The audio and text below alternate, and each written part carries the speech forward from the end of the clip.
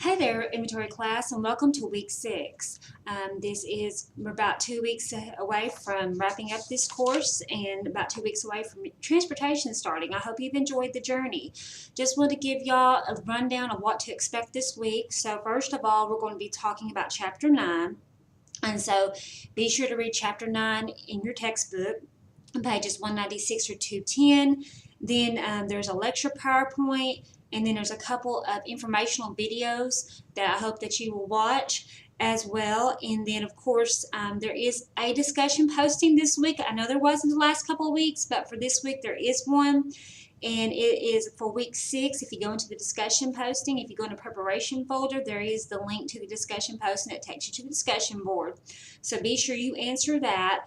Also in the preparation folder, there's about 3 or 4 documents that is the rubric for the discussion post, how to write a good discussion post to get an A on it, as well as some of the things to think about when you're crafting a discussion post. And on those discussion posts, you have to reply to one other student post to get your full credit.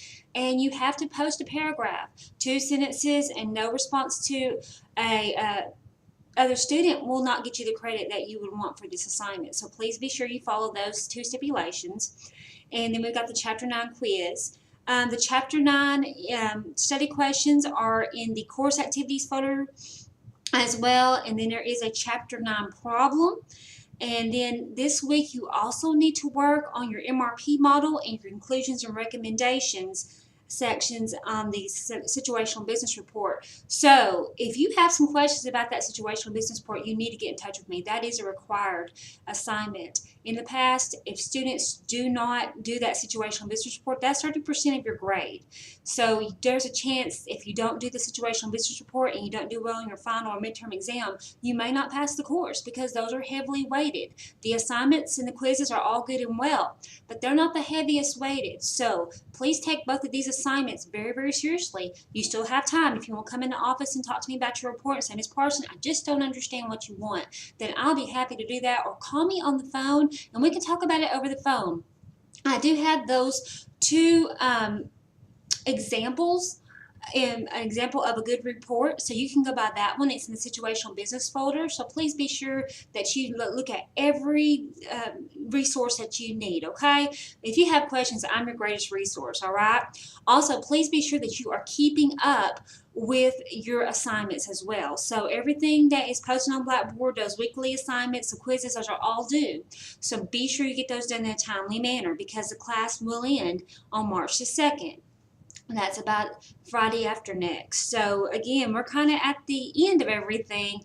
Also, we got to start thinking about your final exam. This week, I will be posting the final exam study guide for you guys. I'll be sending you out an email telling you how to access it. It will be a study guide. It will not be quizzes to retake. It just will be a study guide. It'll actually be your test, okay? So hopefully that will help you guys study and be able to know exactly what to expect. I think students do well when they have some paper in their hand to study, but I also think that you need to be exposed to studying in different ways because you may find something that works better for you than the traditional study guide.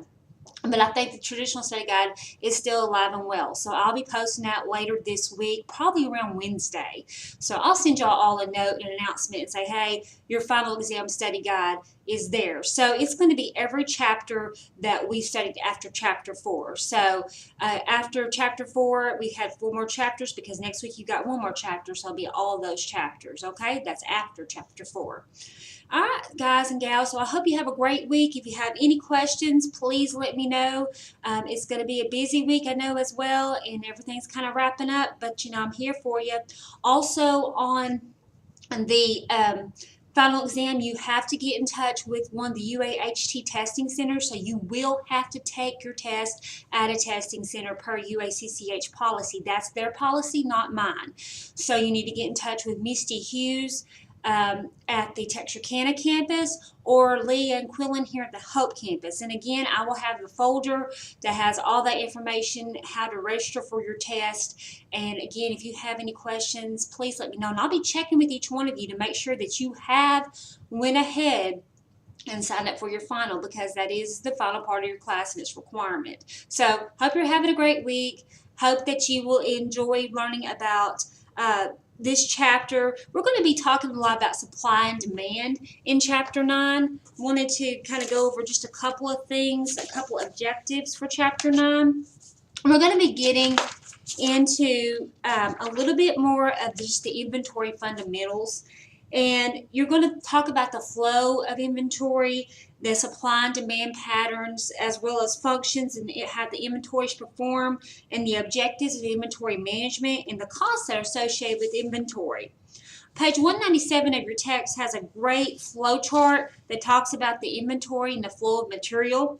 You have your raw materials, your work in process called WIP, and your finished goods. And that chart does a good job of showing you how that flows. And then we're going to talk a little about our supply and demand patterns. And over on the preparation activities folder on Blackboard, I have 2 videos. One is called Supply and Demand, the Crash Course in Economics. And then Zebra's Flow, Circulation, and GetRag, and then YUSA improves the flow of raw material. So think about that. That all has something to do with inventory fundamentals. All right? And then we've got the functions of inventories, and of course supply and demand is one of them. The customer demand for finished products and goods, and the requirements for operation, and the output from the preceding operation. You'll learn about things such as anticipation inventory. Okay? And that's built up in anticipation of needing a product to get out. The fluctuation inventory, your good old safety stock. We talked about that in Intro to Supply Chain. And lot sizes, and then our transportation inventory. Now, this is where you get into a little bit of calculations here. Your transportation inventory on page 199, that exists because of your time needed to move goods from one location to another. And it's sometimes called your pipeline or movement inventories. There's an example problem on 199, just a little formula that helps you to understand how to figure and calculate that. And then we've got your hedge inventory and your maintenance, repair, and operating supplies. As we talk about the objectives of your inventory management, we're looking at things such as the maximum customer service, your low-cost plant operating, and the minimum inventory investment. Those all translate into your operating efficiency, okay? And there's about 4 goals on page 200 and 201 that relate to the operating efficiency, all right? And then we've got our inventory cost. And there's your item cost, there's your carrying, your ordering, your stock out, and your capacity associated cost, okay? Now, when you're talking about cost, you've got things such as capital, storage, and risk. And page 202 has a problem on there that talks about how a company can carry average annual inventory, and then it estimates the cost capital is a certain percentage. And then their storage costs are 7%, risk costs are 6%. And what does that per year carry to this inventory?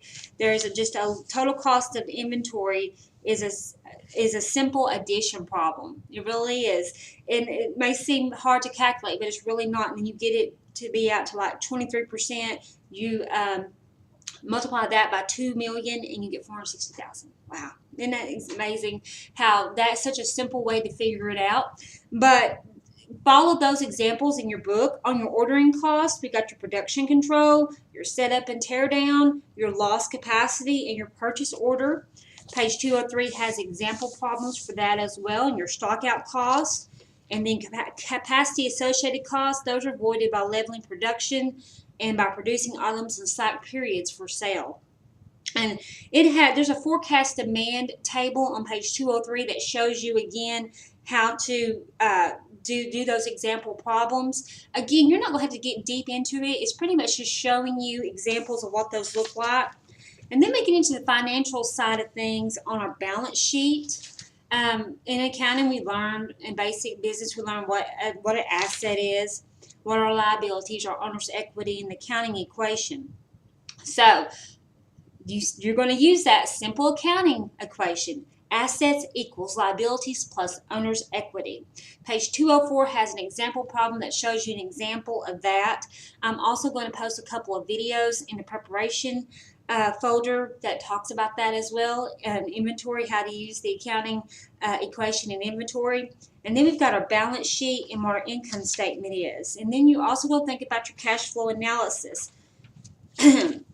And the end of the chapter has several different example problems of how to figure out inventory turns, as well as average inventory and reduction in inventory. We're going to get down to the ABC inventory control and also the methods of evaluating inventory. You got your first in, first out, FIFO. You've got your last in, last out, last in, first out, LIFO, average cost, and standard cost. And these are the ABCs of inventory control. So it is, what is the most important of an inventory item? How are they to be controlled? How much should they be ordered at one time? And when should an order be placed? And the end of the chapter kind of gives you examples on how the steps are done in making an ABC analysis and then the control based on the ABC classification. So I'm giving you just a quick rundown of the chapter highlights. You do need to read and study those, and please take advantage of looking at those different types of example problems. Now, you're not going to be expected to leave this class knowing how to do those from memory. When you go into the field, a lot of that will be done through your MRP management software, your enterprise software. But you've got to realize these are the basic calculations that are used in inventory. Some of you already had experience probably in the past with that, and you know what I'm talking about. So again, please take advantage of all the study aids that you are given that will help you, and I hope you enjoyed Chapter 9. And I will see you guys next week. And again, hope you have a great one.